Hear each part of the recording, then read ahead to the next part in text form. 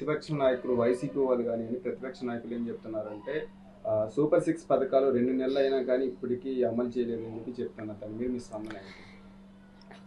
Telugu Desam party అధికారంలోకి రాకపోయే ముందు ఏమైతే హామీలు ఇచ్చారో అవి నెరవేర్చే ప్రయత్నంలో ఉన్నారు. ఆల్రెడీ కూడా అమలుపరిచారు. పెళ్ళవంగానే బిడ్డ పుట్టాలంటే అది చాలా కష్టం.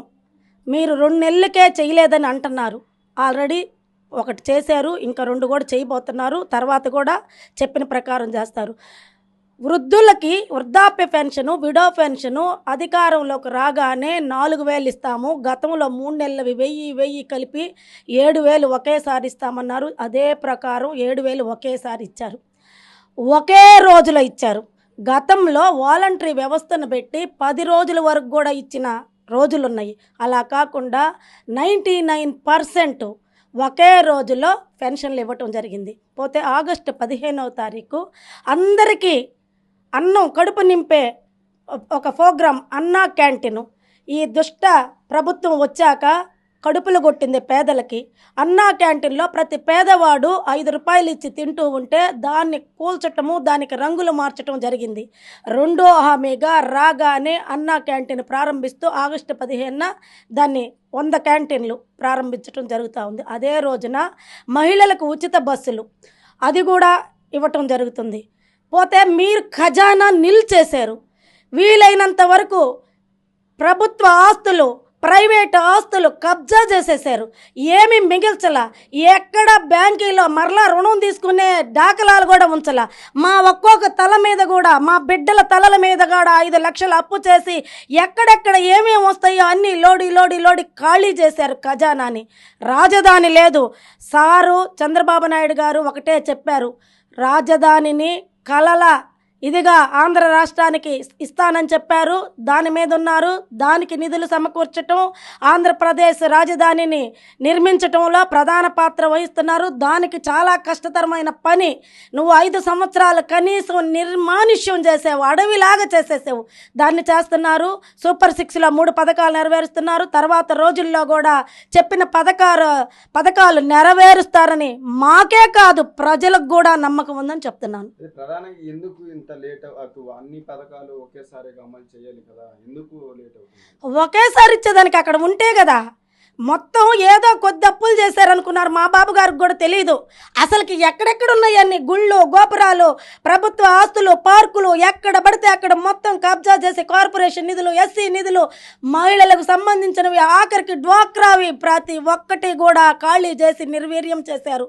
ప్రపంచ బ్యాంకుల్లో కూడా అప్పు తీసుకునే ఇది కూడా లేకుండా చేశారు. అయినా కానీ కష్టతరమైన పరిస్థితుల్లో ప్రజలకు మాట ఇచ్చాను, ఆ మాట నిలబెట్టుకోవాలనే ఉద్దేశంతో చంద్రబాబు నాయుడు గారు రాగానే 7,000 పెన్షన్ ఇచ్చారు. విడాలకి, వృద్ధులకి వృద్ధాప్య పెన్షన్ ఇచ్చారు. తర్వాత ఆగస్టు 15 అన్నా క్యాంటీన్లు, తర్వాత ఉచిత బస్సు ఇస్తున్నారు. తర్వాత మిగతాయి కూడా నెరవేరుస్తారు. టిట్కో ఇల్లు ఆ రోజు షేర్వాల్ టెక్నాలజీతో పేదలకు ఇళ్ళు కావాలని చెప్పి నిర్మిస్తే అవి నిర్మానుష్యం చేసి అలా అసాంఘిక కార్యక్రమాలకి నెలవుగా చేశారు. ఇప్పుడు అవన్నీ కూడా ఒక లైన్ తీసుకొచ్చే ప్రయత్నంలో ఉన్నారు. వీళ్ళలాగా దొంగ మాటలు చెప్పి మహిళల తల మీద చెయ్యి పెట్టి భస్మాసు రాష్ట్రంలాగా మహిళలను అన్యాయం చేసిన ప్రభుత్వం కాదు తెలుగుదేశం ప్రభుత్వం. ఖచ్చితంగా మహిళలకు పెద్ద పెట్టేస్తుంది, మహిళల్ని పై స్థానంలో ఉంచుతుందని మేము ఆశిస్తున్నాం. అయితే మంత్రివర్యులు పొంగూరు నారాయణ గారు ఎలక్షన్ అప్పుడు క్యాంపెయినింగ్ లో చాలా హామీలు ఇచ్చారు. అంటే యువతకి ఉద్యోగం కానివ్వండి, అండర్ గ్రౌండ్ డ్రైనేజ్ కానివ్వండి, దోమలు లేని నగరంగా తీర్చిదిద్దామన్నారు. అంటే ఇప్పుడు పరిస్థితి ఎలా ఉంది?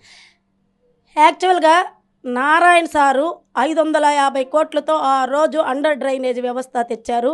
ఇంటింటికి సురక్షిత నీటి పథకం అని సంగం బ్యారేజ్ కాడి నుంచి తీసుకురావటం జరిగింది. ఇంటి వరకు బ్లూ పైపులు ఇచ్చి జస్ట్ ఒక 50 రూపాయల కనెక్షన్ ఇస్తే చాలు మంచి నీళ్ళు ప్రతి ఇంటికి వచ్చేవి. అవి ఆపేశారు.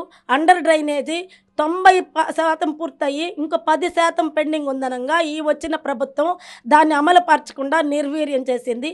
అవి కానీ సారు ప్రతి దాని మీద ఉన్నారు. ముందు అసలు ఎక్కడ నిధులు లేవు. మున్సిపాలిటీల్లో చూస్తే ఎక్కడ చూసినా కూడా అవి కూడా దోచేసేస్తున్నారు ఈ వైసీపీ ప్రభుత్వం. అయితే నెల్లూరుకి నారాయణ గారు గెలవటం మంత్రిగా పొందటం మా మహిళలందరి అదృష్టంగా భావిస్తున్నాము. ఆయన ఏదైతే చెప్పారో ఖచ్చితంగా చేస్తారు. ఆయన సొంత నిధులతోనే చేస్తారు.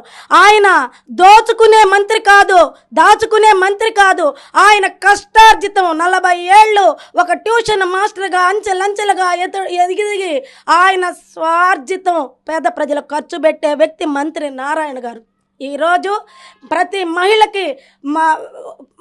మహిళకి స్కిల్ డెవలప్మెంట్ కోర్సు నేర్పించి మహిళల ఇళ్లలోనే ఉండకూడదు, మహిళల్లో శక్తి సామర్థ్యాలు ఉన్నాయి, ప్రతి మహిళ కూడా కష్టపడి పనిచేస్తుందని గుర్తించి స్కిల్ డెవలప్మెంట్ ట్రైనింగ్ ఇస్తాను, జాబ్స్ చూపిస్తాను అని చెప్పారు ఎలక్షన్కి ముందు. అదే ప్రకారం మాకందరికీ మహిళలకి స్కిల్ డెవలప్మెంట్ ట్రైనింగ్ 41 రోజు ఇప్పించారు. ట్రైనింగ్ పీరియడ్లో వాళ్ళకి కొంత ఖర్చులకి మనీ ఇవ్వటం కూడా జరిగింది. అదే తర్వాత పీరియడ్లో ఇప్పుడు మున్సిపాలిటీలో కానీ, అన్నా క్యాంటీన్లో కానీ, ఇంకెక్కడైనా పార్కుల్లో కానీ, ఇంకెక్కడైనా సరే ఏ జాబ్ ఉందన్నా కానీ ఆ జాబుని ఎవరైతే కష్టపడ్డారో ఆ కష్టపడిన వాళ్ళల్లో మహిళలకి ప్రాధాన్యత ఇవ్వాలని చెప్పేసి పొంగూరు నారాయణ గారు ఇస్తూ ఉన్నారు. ప్రతి ఒక్కళ్ళం కూడా ఫలితం పొందుతున్నారు. ఇవే కాదు, కష్టకాలంలో ఉన్న ప్రతి తెలుగుదేశం పార్టీ కార్యకర్తకి అండగా ఉంటానని చెప్పి వాళ్ళకి ఏదైనా చిరు వ్యాపారాలు చేసుకుంటే వాళ్ళకి ఎందుకు కొంత ఖర్చులకు ఇస్తున్నారు, కొంత అమౌంట్ ఇస్తున్నారు. ఇవేగాక పేదలు రోడ్ల మీద బండ్లు నడుపుకునే వాళ్ళ బాడుగు బండ్లు కట్టుకోలేకపోతున్నాము, మాకు సాయం చేయండి అంటే గతంలో ఎలక్షన్కి ముందు బండ్లు చాలా ఇచ్చారు. ఎలక్షన్ అయిపోయినాక సహజంగా మంత్రి పదవి వచ్చాక ప్రతి ఒక్కళ్ళు మర్చిపోతారు. దానికి ఎవరో కాదు, నెల్లూరులో అనిల్ కుమార్ యాదవ్ మంత్రి అయినాక ఏ ఒక్క పేదవాడిని, ఏ ఒక్క ప్రజానికాన్ని కూడా దగ్గరికి రానియన పరిస్థితి. ఆయన దాచుకోవటం ఆయన ఆస్తులు 3,000 కోట్లకు పైనే సమకూర్చుకోవటం తప్పితే ఆయన ఎప్పుడు చేయలేదు. అదే మా పొంగూరు నారాయణ గారు, ఆయన కష్టార్జితం. ఈరోజు చేసేదంతా ఆయన కష్టార్జితం. వీటన్ని వాళ్ళు చేసే పనులకి మేము ధన్యవాదాలు తెలుపుకుంటున్నాము. రాబోయే రోజుల్లో కూడా మాకు నారాయణ గారే కావాలని ప్రజలు మేము కూడా చేసే విధంగా సార్ చేస్తున్నారు. మీరు చెప్పండి, ఈ ప్రభుత్వం మారింది కదా, టీడీపీ ప్రభుత్వం వచ్చింది, ఈ ప్రభుత్వం ఎలా ఉందంటారు? చాలా బాగుంది సార్. ఇంతకుముందు ఉన్న రౌడీ రాజ్యం కన్నా, అక్రమాలు, ఆడవాళ్ళపైన రేపులు, మర్డర్లు, వాటికన్నిటికన్నా ఇప్పుడు బాగుంది సార్. ఈ రాజ్యం బాగుంది. అంటే మీరు ఈ ప్రభుత్వం వచ్చిన తర్వాత ఎటువంటి లబ్ధి పొందారు?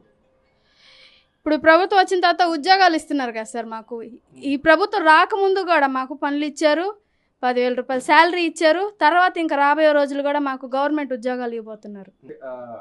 టీడీపీ ప్రభుత్వం వచ్చిన తర్వాత ఎలా ఉంది, అంతకుముందు ఎలా ఉంది?